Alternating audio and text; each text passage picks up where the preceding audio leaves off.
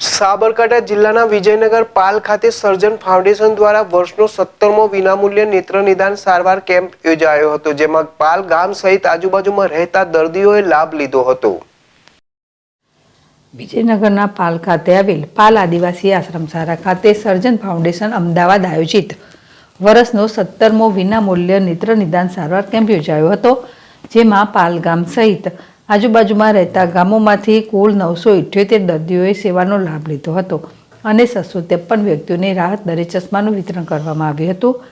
જ્યારે 102 મોતિયાના તથા વેલના દર્દીઓને ઈડર ખાતે આવેલ આત્મા વલ્લભ હોસ્પિટલ ખાતે વિનામૂલ્યે ઓપરેશન સહિત દર્દીઓને રહેવા, જમવા તથા લાવવા લઈ જવા સુધીની સગવડ પણ પૂરી પાડવામાં આવશે. તો સમગ્ર કેમ્પનું સફળ આયોજન સંસ્થાના પ્રોજેક્ટ ઓફિસર અશોકભાઈ પરમાર દ્વારા કરવામાં આવ્યું હતું. તો કેમ્પને સફળ બનાવવા માટે આશ્રમ શાળાના આચાર્ય, સ્ટાફ, મિત્રો, આંખના મદદનીશની ટીમ તથા હોસ્પિટલનો સ્ટાફ નોંધનીય કામગીરી કરવામાં આવી હતી.